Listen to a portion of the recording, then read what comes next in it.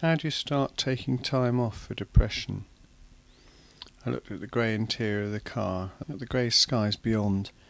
My breath misted against the windscreen as I talked to myself. The winter seemed to be lasting forever.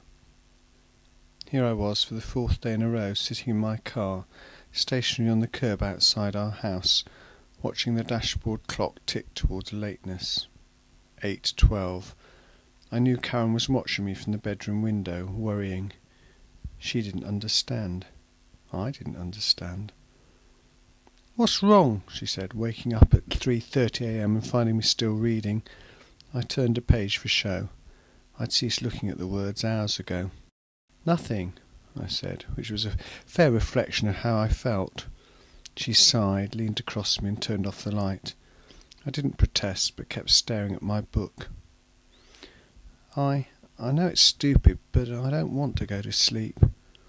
"What? Why?" Curiosity mixed with irritation.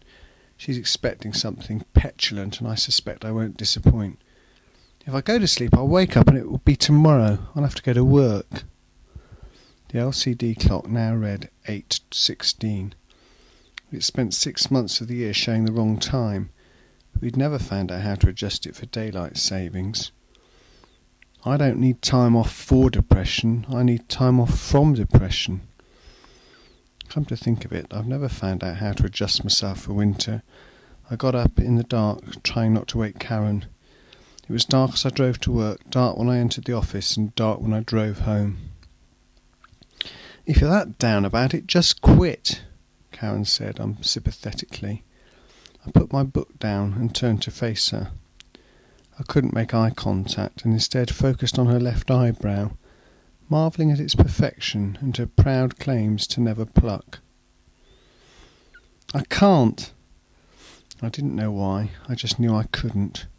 I also knew I'd have to justify this. Karen's low tolerance for this kind of shit was one of the things that first attracted me to her. "If I left now, my reference would be fucked. I can't just cut out halfway through a project." "You can't go on like this. I can't go on like this." There was an edge in her voice that I hadn't heard before, and it scared me. "You need to sort this out, to either leave that job or talk to someone." Someone other than her, she meant. "I need to sleep. Good night." 8:23. The slowest crisis of my life.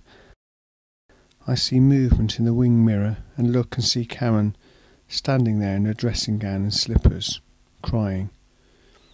I start the car.